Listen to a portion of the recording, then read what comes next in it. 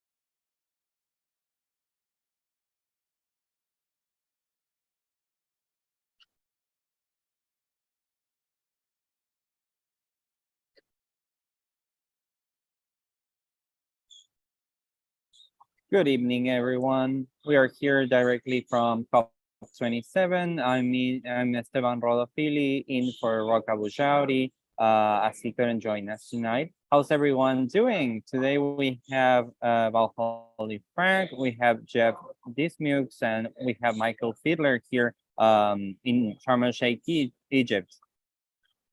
How's everyone doing? I'd love to say great, but in the press media center, it's freezing. It's freezing. The gentleman sitting next to me just said the same thing. I think he'll be wearing a hat right now. I will say it again. I don't know how you survive the winters of the Czech Republic, really. But Jeff, how was your day today? Had a good day. Learned a lot more, and that's what I'll talk about a little bit later. Is really the makeup of all the people attending this year and what that looks like. Wonderful. And Valholly?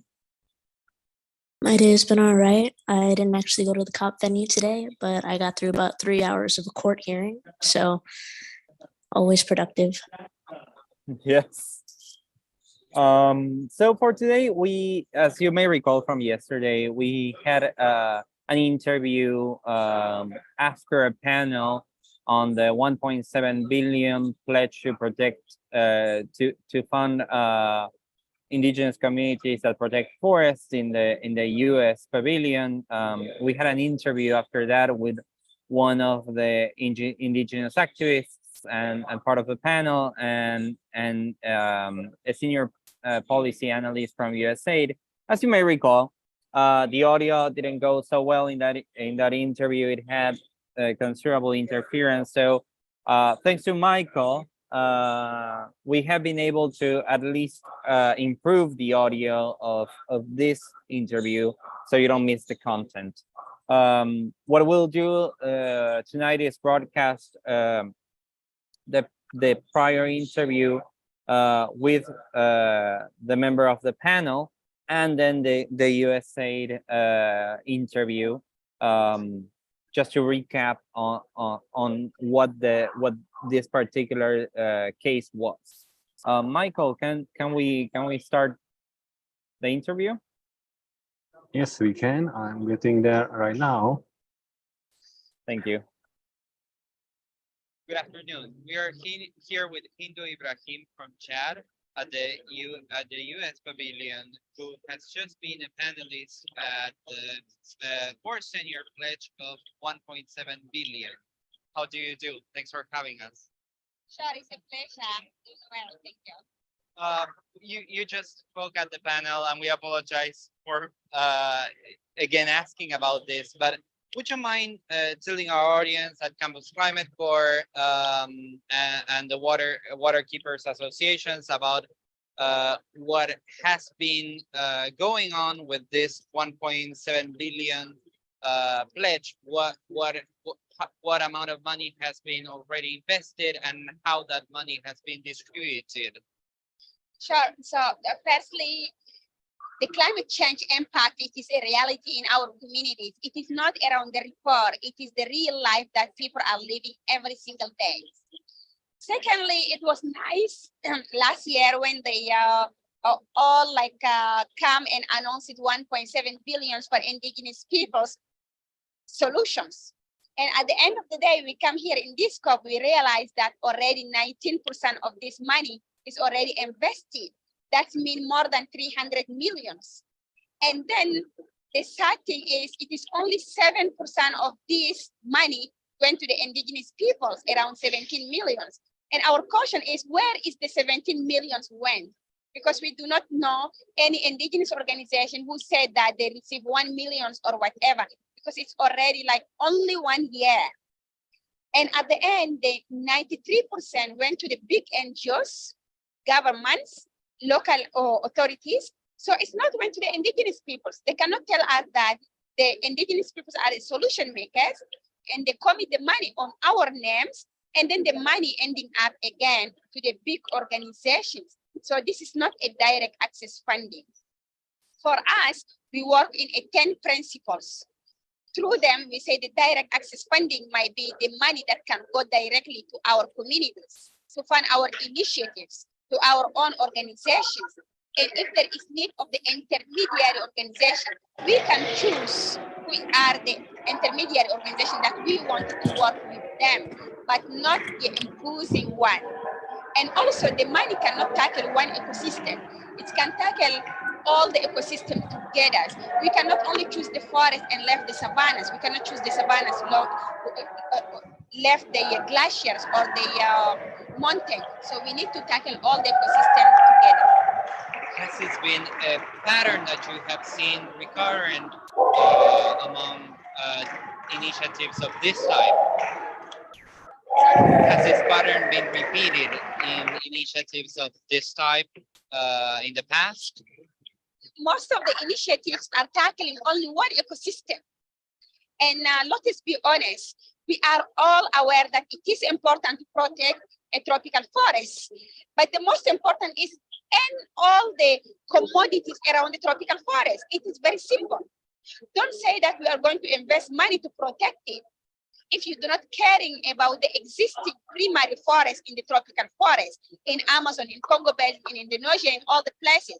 If you stop all the deforestations, I think you can protect it more. Then invest on the glaciers protections, invest in the savannas in order to keep people there to do not go and embed the ecosystem of the tropical forest. Invest in the oases and people can stay there. They cannot just come to the savannas. And invest on the indigenous peoples directly. So don't repeat the same thing who never worked for more than 30 years. Thank you so much. Thanks for having us. You're welcome. Good afternoon. We're here with Lauren Baker, Senior Policy Analyst for USA. Thanks for coming. How are you doing? Doing very well, thank you. Can you give our audience a little bit of the context of the 1.7 billion fund to protect forests? Sure, yes. So last year at COP26, 23 donors now, there have been some additional donors, but over 20 donors came together, both bilateral and philanthropic, to make this pledge to $1.6 billion to support indigenous peoples and local communities 10 years. Some of these funds are for various aspects of capacity building, tenure reform, supporting indigenous rights, the lands and territories. So it's a mix of already allocated funds, those that are already aligned, as well as an intention to grow and accelerate those support, including for direct funding to indigenous groups. Thank you for that.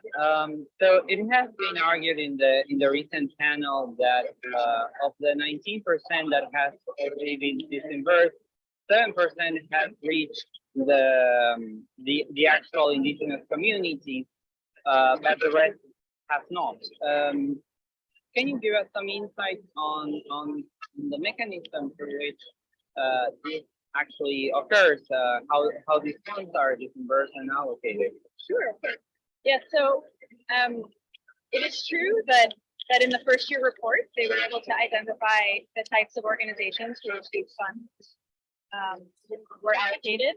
And yes, 7% went directly to indigenous organizations, which there were a lot of concerns about, of course, in the panel. I think one thing to recognize is that those other funds, especially ones going to trusted intermediaries, often do make their way as well to indigenous organizations, to indigenous communities. And so I think the percentages, are an indicator of sorts, but it's not strictly reflective of the amount that is making it to indigenous communities, to indigenous organizations, especially when you consider some of these aspects like capacity strengthening for rights. Sometimes there is a role for trusted third-party organizations, for intermediaries. And so we do see that value, recognizing that for at least bilateral donors, for USAID and others, the administrative bins are admittedly high. There are requirements that we have related to being trusted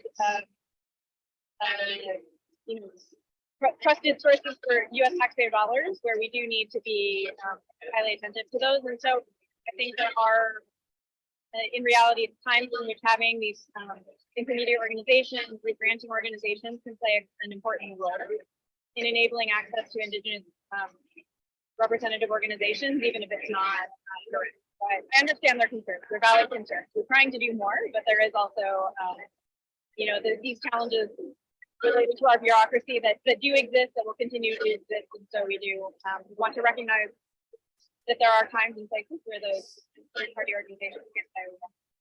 Is there perhaps a timeline, or can you give us some detail on the mechanism to which still some of that lingering percent, right? Like the 93% can reach to indigenous communities? Right. So it's hard to speak as a block for the first 10-year funders group, because there are 23 different donors, some of which, like Christensen Fund, for example, have 100% of their focus on Indigenous people's issues and organizations. Maybe not 100% of direct funding, but certainly, are able as a private foundation to have a different mechanism that might enable that in a way that's a little bit different for some of the bigger bilateral donors, like the U.S., like Germany, and in terms of USAID, which is the organization that I work with, there are certainly big efforts underway, as we talked about, the 25% target for programmatic funds to go to local organizations by 2025. So there's a ramping up that's happening already. There's that 50% target by the end of the decade for local leadership, for the co-creation, co-investment, and so on. And certainly through our own programs, we were highlighting some of the other representatives or leadership from the FSC Indigenous Foundation. We have a global development alliance with FSC to have the Indigenous Peoples Alliance for Rights and Development. That's an example, a really great example, where they're working directly with an Indigenous-led organization, the FSC Indigenous Foundation, in order to then work directly with other Indigenous federations, including the regional ones that were there, Reheliak, with the Global Alliance for Territorial Communities, and others. And so I think those types of examples are there. They're growing. We're looking forward to ramping up even further, both as an organization and as the first 10-year funders group, in order to continue to expand these efforts for partnerships, meaningful partnerships, direct funding as well. The intermediaries, are they generally NGOs, or can you give us some precision on the intermediaries? To provide like community direct, there's so many, it's so varied, so like one of the examples I highlighted today was the Amazon Indigenous Rights and Resources Initiative. That's one where we do have intermediaries that are like US-based NGOs, but it's also a means to get direct partnerships and funding for COICA, the regional Indigenous Federation in the Amazon. Direct funding to, it sounds like direct, but it's like through the intermediary, getting funding and partnerships with Indigenous federations in Colombia, in Brazil, in Peru, in Guyana. So I think those types of examples are ones that they would be concerned with, because there is the role of an intermediary, and yet we're doing great work in partnerships with Indigenous federations in so many countries. And I think that work is really valuable and reflects a lot of these other principles, like co-creation, like these kind of hand-in-hand partnerships that advance Indigenous rights while also benefiting society. One final point. So, as you mentioned before, there are bureaucratic requirements, and those requirements are actually legal. So from a policy standpoint, would it be possible to reimagine a new legal framework from developed countries to actually provide a more direct route to funding Indigenous communities, and what do you envision would it take? Right. Yes. So there are these requirements, of course, with U.S. taxpayer dollars. There are certain aspects that we can reimagine, as you say. There's certain aspects that are a little more stringent. But I think, you know, there's been a big push in recent years for more new partnerships, with the new partnership initiative. We have a lot of programming through local works. We have programs, you know, a range of different examples of new mechanisms for annual program statements, for other things like that, that lower the barriers and increase access to kind of lighter lift ways of partnering with USAID. And so we're trying to do those steps as we can find them. It's not across the board, but there's really great momentum in a positive way that are still within the legal parameters, but also enable people to submit, you know, several 2-page concept notes, for example, instead of big, you know, 100-page solicitation responses and things like that. So there are, you know, definitely steps that exist that we've been taking, and I look forward to leading it forward. Thank you so much for having us. Really appreciate it. Thank you.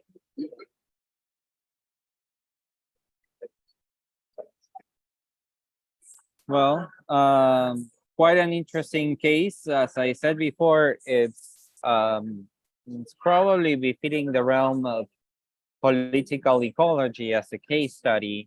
But overall, yes, it's quite challenging to have a direct road of funds, direct nexus for funds to indigenous communities, given the extensive requirements that are necessary to actually direct those funds there, the considerable amount of paperwork that has to be done, and therefore, in this case, the majority of the funds have actually had to be used for intermediaries. My last question with her had to do with essentially the possibility of reimagining a legal framework for financial aid to be directed more efficiently to these organizations, but which is probably something that would require extensive work, study, and modifications. But any insights on this? Any thoughts on this particular aspect?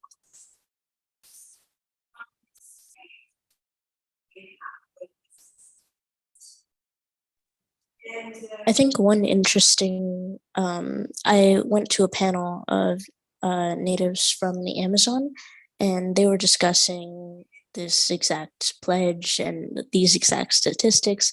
And aside from, of course, wanting direct funding with no intermediaries, one request they had was at least they get to decide who the intermediaries are. And I think that would be one thing that would at least resolve some of the issues in the entire process, and it would allow for a little bit more transparency. And as straightforward of an ask it is, a lot of these people are just asking for transparency when it comes to these topics, when it comes to these pledges. And that's something I wish we could see. And like you said, it is incredibly difficult to get this funding directly to communities, and it takes time and paperwork, and it's a whole big, long process. But that's definitely something that seems reasonable, is transparency and just knowing who all of these people are and not being left in the dark. Thanks for that. Given the time, we'll have to move to another material. Jeff Dismukes has been essentially taking a look at the demographics of COP and asking people about their particular background, their age, and essentially to acquire an impression of who is attending COP nowadays. Jeff, you can take it away. Yeah, basically, what I've been, let's see, my video is not on for some reason. Or you're definitely on. Now you're Okay, off. sorry. Now you're on. Sorry, you have to touch it again. There we go. There you are. Okay, yeah. I was just saying that what I really was trying to do was I continued to prove or try to prove or disprove Greta Thunberg's perspective that this whole event it has become nothing but a greenwashing event. So one of the things I wanted to do was look at who's attending and what their expectations are, why they're attending, what their backgrounds are, and then also kind of get a general idea of demographics. So to start off with, I just want everybody to understand what COP is, what it stands for. It's a conference of parties, and these are the parties to the Framework Convention on Climate Change, which are state actors. And so the COP is not open to the public. What it basically has three segments of participation, and that is the parties themselves and their representatives, which make up more than 50% of the participants. And then the second largest group is the group like us, the observer groups, which are observers from non-governmental organizations. And those represent about a little more than a third of the participation. So we have half the participants being state governments and their representatives, and then a third of the participants being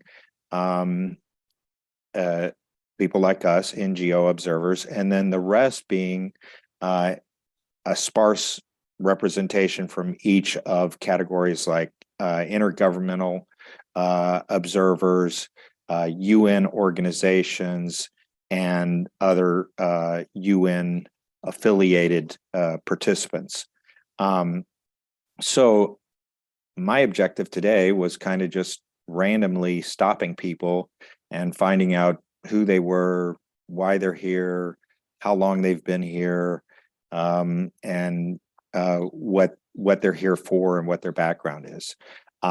Surprisingly to me, and I guess this kind of plays out in the statistics a little bit, but the vast majority of people that I stopped were actually representatives of the parties, and they seem to make up the largest group of people that were passed me by, because we can tell by the color of badges. Observers like ourselves have yellow badges.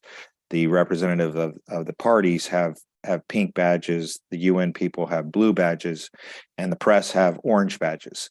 And I almost forgot about the press, and sorry about that, Michael. But anyway, I didn't stop any press people because I know what they're here for. And so most of the people I stopped were representatives of the parties, and you would think these would be like, officials from the country and stuff. But actually what they are primarily are people from the countries that the countries bring to highlight what the countries are doing to fulfill the objective of the convention, which the objective of the convention is to limit greenhouse gas concentrations in the atmosphere to the point where the atmosphere does not produce dangerous effects on the climate.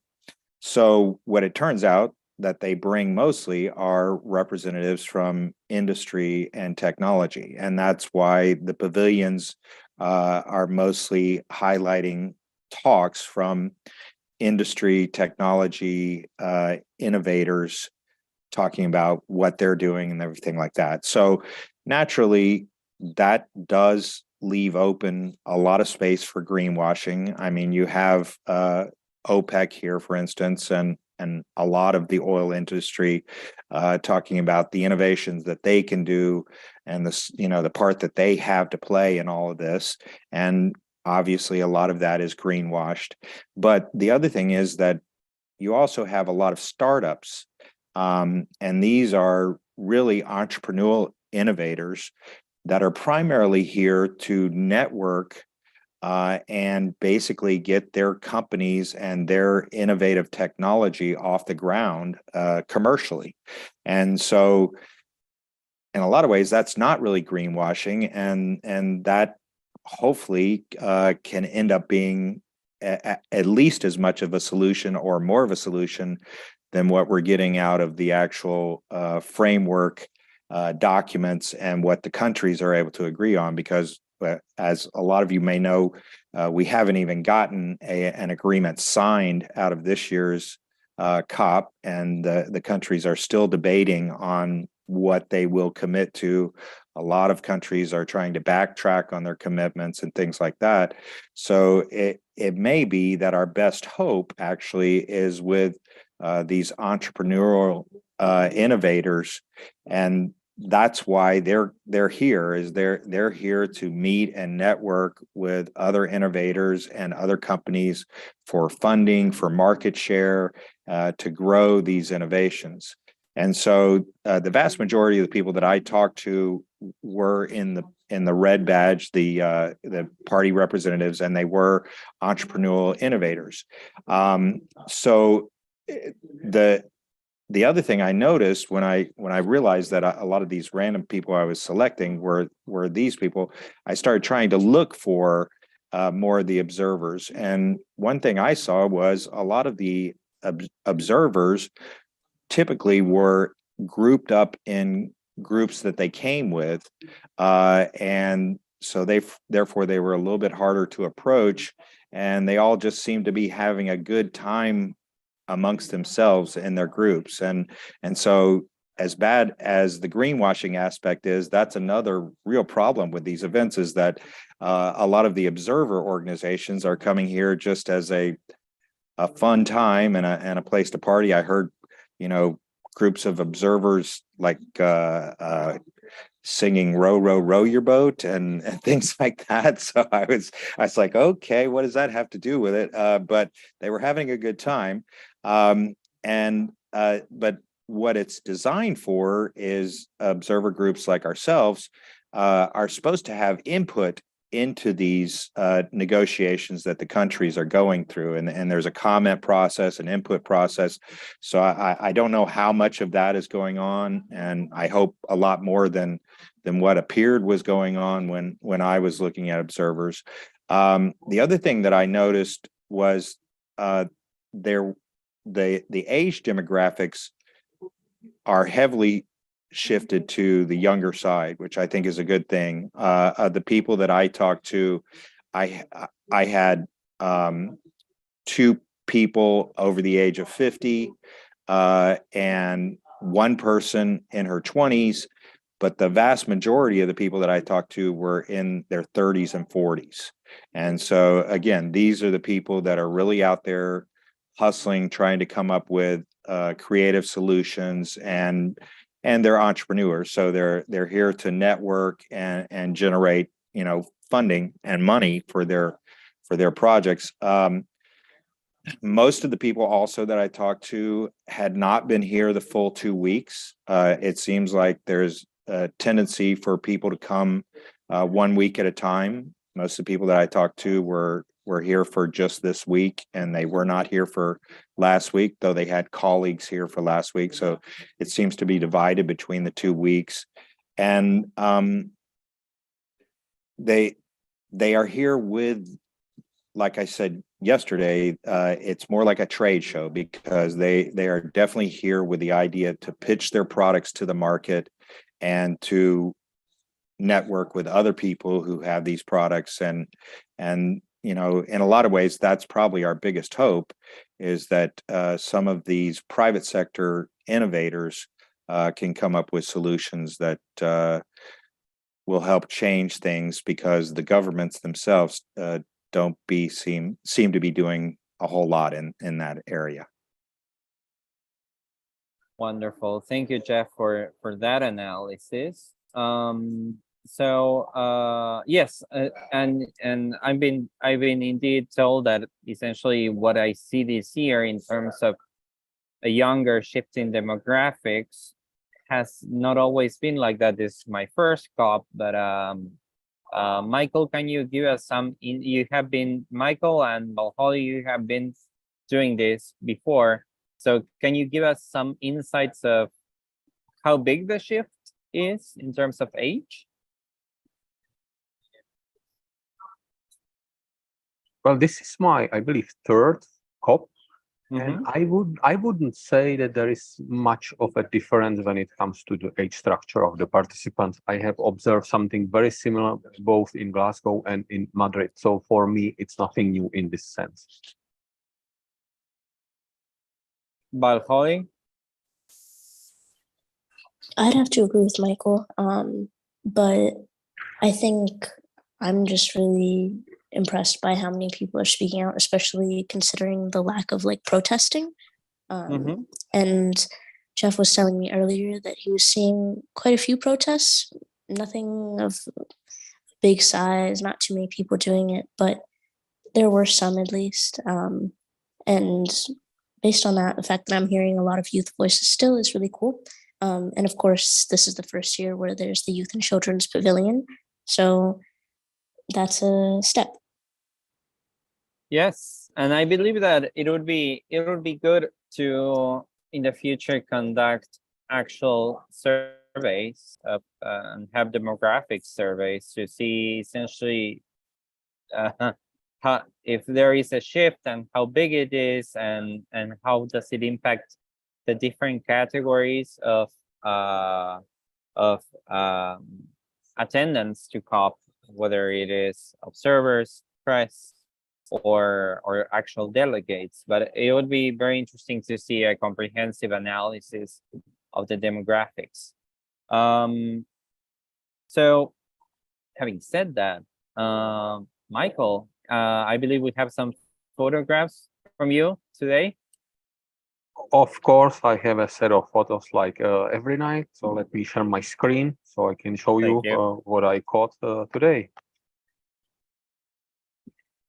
Here would be the first image of the day. That's a small protest which took place right after entering to COP. That's one of the few places where the protesters are allowed to actually deliver their protest. This is the image that should show the size of the crowd, of the protesters. So it's the usual number, very low number. I would say something around 20 people just protesting, and maybe 50 to 100 people are watching the protesters. The slogans were today mostly about climate justice, also about gender justice, and delaying the justice.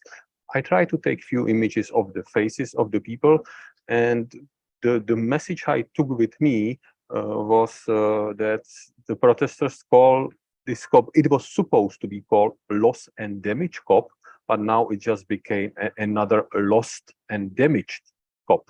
So that's a pretty nice slogan. I think it will resonate. We will hear that more often. And another feeling I had from COP today was that it felt like it's coming slowly to its end. Maybe half of the people on the bus had their luggage with them already. Some people, or many people, are walking within the COP venue with their luggage as well. People seem to be getting tired after being 2 weeks in Egypt, or maybe some of us are even longer here already. I was not really searching for people taking breaks, but there were many of them today taking at least short naps. So it's tiring to be here for such a long time. Some of the pavilions were already or started to be cleaned. It's not the evening cleaning, but this image was taken in the afternoon, maybe 2 or 3 p.m. So one of the pavilions is probably done with its program, and it's being cleaned already. Many of the pavilions felt pretty empty today. This was a round discussion. What is it, 6, 7 people, and that was the whole program for hour and a half. I went to another meeting room and look again. It's completely or almost empty. There are 6, 7 panelists and maybe 20 people just watching it. So it really feels like COP is coming to its end. Another image from the United Arab Emirates pavilion. it's empty, but it's usually the pavilion is empty anyway because it's so huge that it feels empty all the time. But they have there some really cool techs. I walked to the Indonesia pavilion, and they were discussing quite an unusual topic from an unusual perspective. Let me cite: it's the role of faith actors in climate change, and this pavilion was fully crowded. So it is a topic I never really thought about, how the faith actors or faith leaders can play their role in climate change. That was pretty interesting. Now, as COP is coming to its end, there are leftovers of some of the materials and the swag. So people are really packing and putting it together, trying to bring home as much as they can. I quickly went also to have a look to the posters session. I think it's coming to its end. I spent there maybe 20 minutes trying to read some of the posters. And to be honest, there was one person who stopped by the posters for a minute or so. It was completely empty as well. Some of the posters do not fit the boards. I don't really understand why, whether it's because the dimensions that were provided for the posters were incorrect, or there was some sort of a mismatch, but it felt a little awkward. There are either small boards with even smaller posters, or I think this image, the poster was taken away, so there was just left this QR code there. So not much what I have seen in the posters on the posters, but I photographed them all, so we will have their content as well.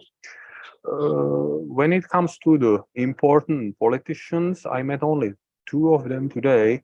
I knew this face of the lady in green. I just couldn't remember who it was. So it is her name is Annalena Baerbock, and she is the German federal minister for foreign affairs. Germany seems to be playing a big role here as well. Then she went to deliver her speech to the German pavilion, and there was a lot of clapping and a lot of cheering after her speech. Unfortunately, it was all in German. I couldn't hear well, but it was about loss and damage. So maybe this COP is not fully lost and damaged yet, maybe thanks to the Germans. The other important person I met today, it's Frans Timmermans. He is the vice president of the European Commission. He is the main EU leader on the European Green Deal, and he is one of the leading authors of the first European climate law.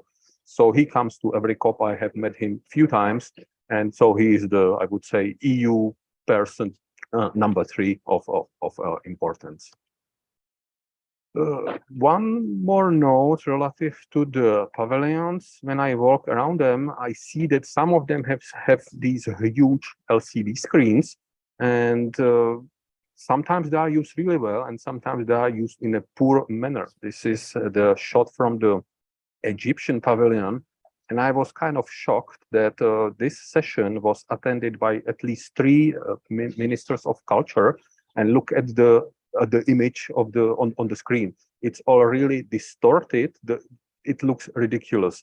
I just thought that it was a temporary issue, but when I walked by an hour later, there was just this one screen left. So it was ridiculous that these images are left there so distorted. And I bring this up because then I went to the US pavilion, where the scientist Dr. Laura Lorenzoni was delivering her presentation on a concept called Hyperwall. Let me explain. It's a system capable of displaying multiple high-definition data visualization simultaneously across an arrangement of screens. So she was basically explaining how this system works. She was talking about different satellites providing different kind of data, that the equipment being installed on the ISS, on the International Space Station. And when I compared this screen in the US pavilion with the screen in the Egypt pavilion, the difference couldn't be any bigger. She talked about how they use these advanced technologies to better understand the processes of climate change. She also discussed the topic: if you get garbage data in, you of course get garbage data out. So she was explaining what measures they do to make sure that the data they produce are good. She also discussed the concept of open data and open science, and it was I would say, one of the best presentations I have seen in the whole COP. And as she talked about the open science and open data, her presentation was available on this website. So I took a detailed photo of that. As soon as it ended, I went to the website and learned quite a bit. I mean, the website is working fine, and there is so much more about the hyperwalls explained there that it's something definitely worth looking at. And final thought, as I walked along some of the pavilions, I discovered there is also pavilion of Ukraine. I did not really know about it, so walked into it. It is fairly small. There was only few people there delivering their presentation. It was only 4 speakers on the panels. But I took a last image there for today. This would be the last image there. The gentleman was explaining how they just opened a new renewable facility somewhere in Kiev, and then immediately he just added, but 2 days ago we lost the power for 7 million people in Ukraine. So this is the last image of the day, showing, or it should show, some of the realities in Ukraine and how things are there. Difficult realities indeed. Thank you, Michael. Thank you for this summary of the day. Speaking of which, today was Solutions Day, but we have some material from Dr. John Capiz to add to our coverage of Biodiversity Day, the day before. So without further ado, Michael, can we still rely on you again? Yes, you can. I'm Thank you. pressing the share button right now, and here will be the presentation of Dr. Capiz. Here we go. November 16th was Diversity Day at COP27.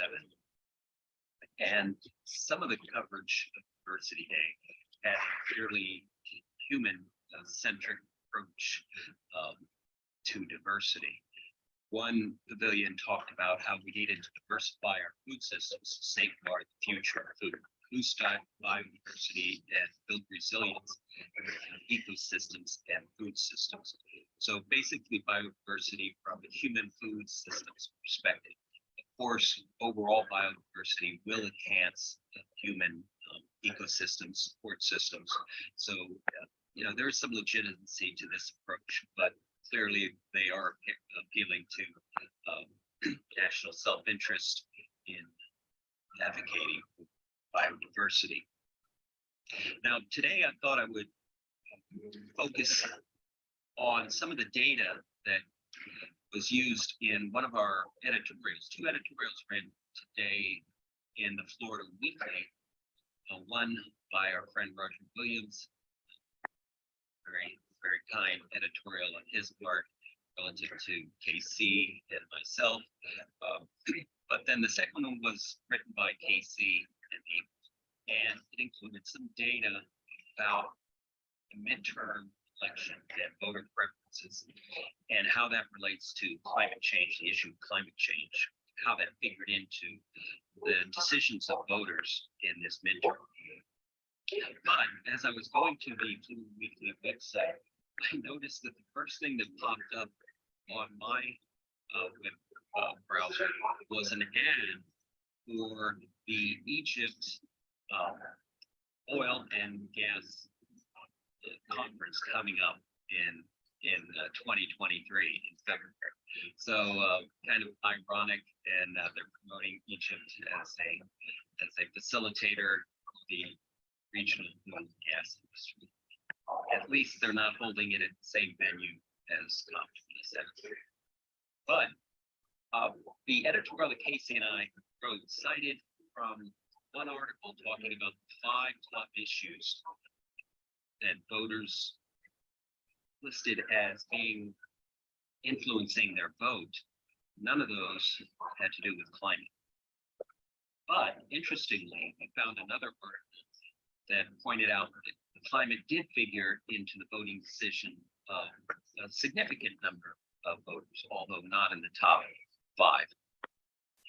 Now, when we look at some of these data from the article that originally Casey and I cited in our editorial, it lists the top 5 issues for voters, American voters in the midterm as being the economy, abortion, gun policy, crime, and immigration. And however, this other article cited that number 6, coming in at 8%, was climate. And that was up 4 points from 2020. So in 2020, only 4% of voters listed climate as driving their personal vote. And why is this important? Well, at events like COP27, among the most important actors in international decision-making on joint climate action are the top 2 economies, the United States and China.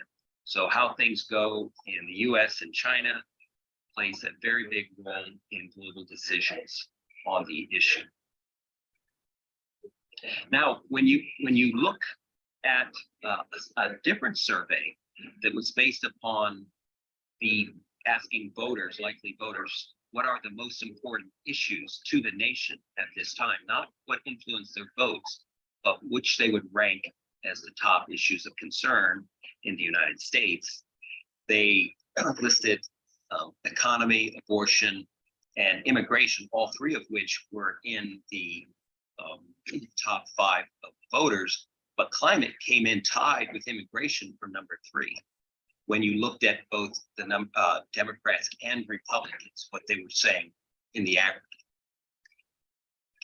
But when you look at Republicans, their top issues were economy and immigration, and climate came in only way down the list. Only 9% of people in the nation cited it as a top issue, but it was 8th on the list for Republican voters. And I'm not sure if they simply gave them this list of 9 and asked them to rank them, or how that was done. But it did come in at number 8 for Republicans. Now for the Democrats, it came in at number 2, and that's quite surprising, tied at number 2 with abortion. So when asked what were the top national issues, climate was right up there. Democrats, likely voted Democrats. Economy, still for both Democrats and Republicans, at the very top. But when you compare the immigration and climate issues between the Democrats and Republicans, they are mirror images of one another. The Republicans ranked it as the 8th issue, Democrats ranked it as the 2nd highest issue, and exactly the reverse for Republicans versus Democrats. 10% of Democrats listed immigration as an important issue, and 88% of Republicans listed it as an important issue. On the climate issue, 87% of Democrats listed it as a top issue, whereas only 10% of Republicans. So what's interesting about these statistics is at COP27, a large part of the discussion was on immigration, on migration. And they were talking about how migration will be driven by climate change and how it's a critical issue for the stability of society and the national security of many nations. So it's immigration, migration is effectively a symptom of climate, not a causal factor. So you almost have the Democrats interested in the causal factor, climate, but not quite as interested in the effect on the migrant/immigration issue, and exactly the opposite of Republicans. So that's quite an interesting observation. I thought I'd share that with you tonight.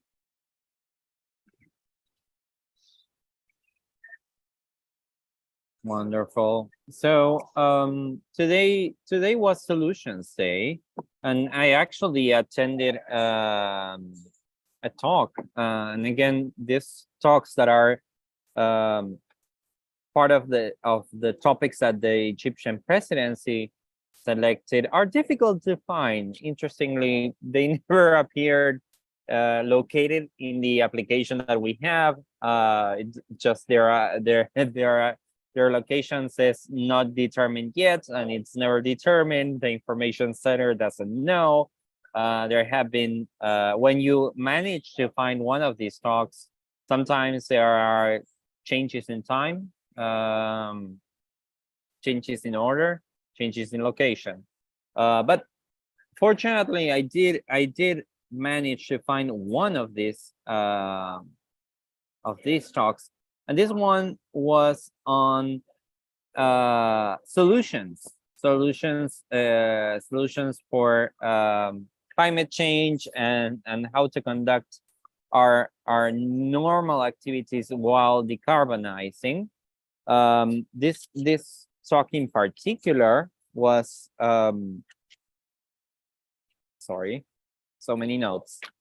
This talk in particular was led by the Solar Impulse Foundation, and in particular, what they are doing is actually condensing a series of solutions and that they actually stand by as effective and not only in terms of actually cutting emissions, but also effective in economic terms. They actually have published, sorry, wrong image. They actually have published this particular guide of solutions for cities available on their website, and they invited a particular group of representatives from some of the solutions showcased, some considering energy. This particular company is focusing on Africa, and what they do is provide energy to off-grid households. They already count with 16 small grids in Africa. Then there was also one particular enterprise dedicated to water and water recycling for non-potable use. Again, there is some focus in Africa. It's installed in 7 sites across Uganda and Namibia, and they currently have a manufacturing capacity of 500 units per year. One of the questions that the Solar Impulse Foundation grappled with when condensing these solutions was whether they were applicable in Africa or in the context of non-developed countries, but they actually claim it is, and it would be very interesting to have a deeper look at all the possible solutions. Their main point overall is that solutions exist and they are economically profitable, and that the people in the negotiations don't know essentially that so the people in the negotiations say one thing, but on the negotiation table they stall negotiations, essentially because they imagine that given that this in their minds these solutions do not exist or are not available, they will have to renounce many things to actually cut emissions. But their whole point is that these solutions are available and they should reach the negotiation tables. Just to look at the last 2 panelists, there is one enterprise showcase that actually provides hydropower in remote rural communities without the difficulties of building a huge dam, and again, in particular, what they also remarked is that their solution doesn't involve the displacement of indigenous people, as many huge dams have meant. And the final panelist actually focused on waste management, which was also the topic of another talk of the day. So this particular panelist was from Israel, and they already have one industrial plant for the processing of waste. And their materials are actually in use.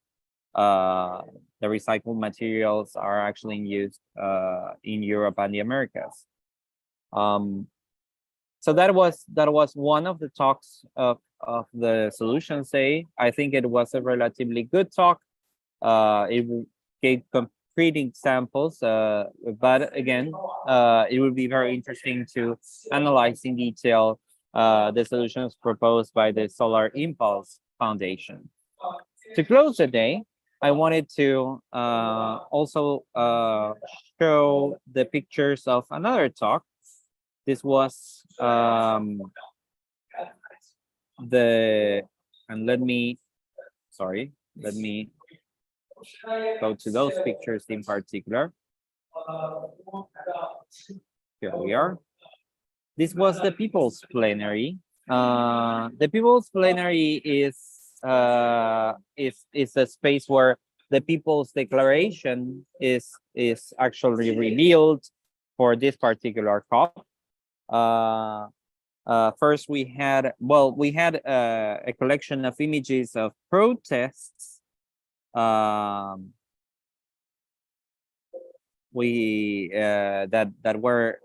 were just shared at the beginning before the actual event took place.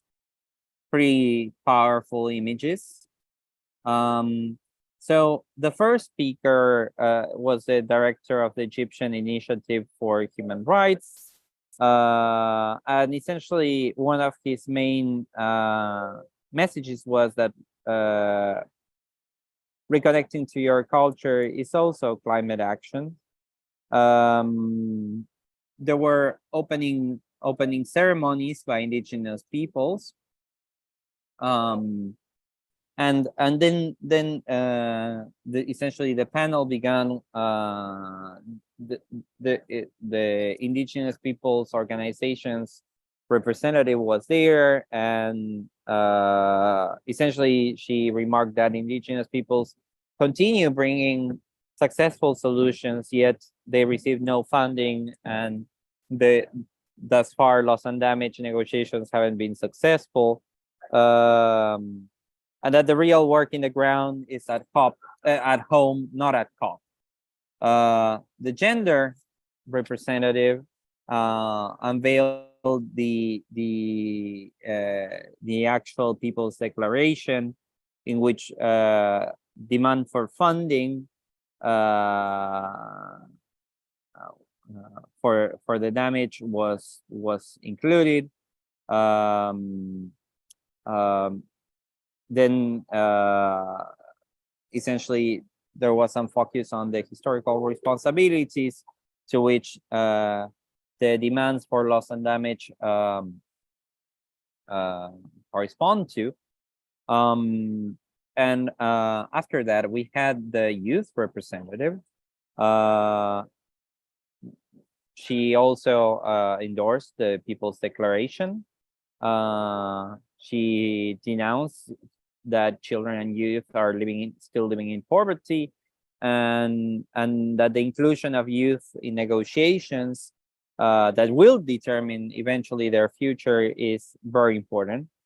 The trade union representative was also present, remarking that governments have to deliver now to keep the 1.5 degrees Celsius limit. She endorsed the People's Declaration and essentially said that workers pay a high price, and that we need a just transition and a strong loss and damage, and the cancellation of debt to the global south. She remarked finally that labor rights are human rights. After this, we had the environmental NGOs, but we also had the Friends of Disabilities Rights Movement, and essentially the remarks of their representative was that climate change will disproportionately affect people with disabilities in the same way COVID did. The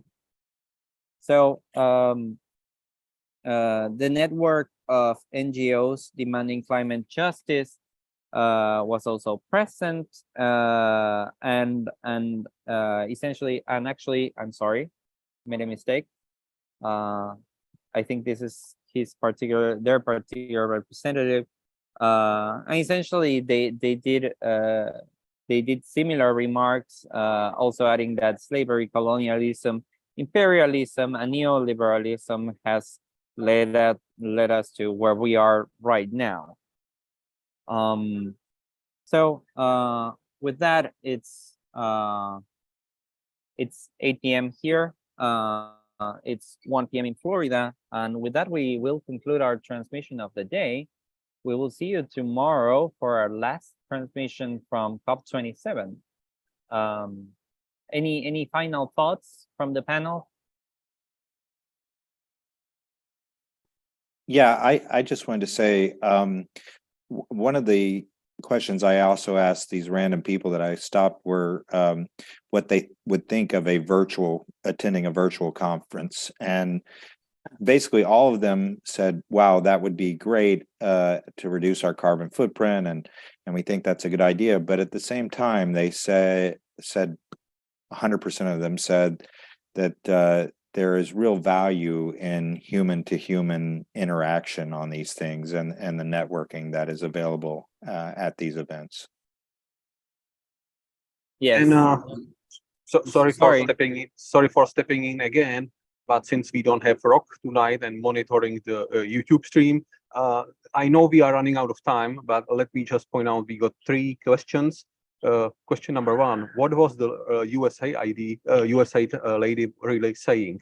Let me answer, listen to it again, and maybe you get that, because with 3 question marks at the end of the questions, it was she says nothing basically, but maybe go figure. Question number 2, are there any high-level negotiation going on today? Let me answer yes. I'm looking in the screen right there, and there are some closing plenaries going on right now, and yes, so the answer is yes. And final question, Pope Francis is in the news encouraging progress at COP27. Do you think religion will play a big role in combating the climate crisis? And I leave that to you. So do you think that religion will play a big role in combating the climate crisis? That's a very interesting question. Sometimes I think that it could have given that religion entails some degree of influence, but it could have a considerable impact. Yet it hasn't been used to its full potential. It hasn't been applied to its full potential, but I do think that yes, essentially religion carries influence still in our world, and yes, that it could be one main avenue to exert create consciousness about climate change, awareness, and also incentivize a new branch of the movement. Any other thoughts? Yeah, I think Well, religion could be beneficial in fighting the climate crisis, and it definitely has been used to bring people together. But at the same time, I worry about how that might be used in the United States, like how if religious organizations start saying that the climate crisis is something that should be taken seriously and we have to work against like these fossil fuel companies, a lot of those really conservative and all of the MAGA religious folks, I worry about them branching off from those main religious organizations and forming their own little hate groups. Jeff, you were about to say Yeah, something? I was just going to say that, you know, all religions from the beginning of time really have preached anti-consumerism in one fashion or another. The Christian adage about, you know, a rich man entering heaven is like a camel going through the eye of a needle. And so I think that there's a lot of philosophy there that that could be influential if preachers and religious leaders were willing to go back to that message that has basically been ignored by most religions since the beginning of them coming up with the philosophy, like you see the riches of the Catholic Church and stuff like that. So it would be nice if we would go back to a religion that was based on the original teachings and thoughts of religion. Pretty interesting question, pretty interesting debate. And we're happily after time, and I think it was worth it. With that, we'll leave you until tomorrow. Please stay tuned, and we'll see you for the final edition of our Campus Climate Core transmission from COP27 Egypt. Good night, everyone.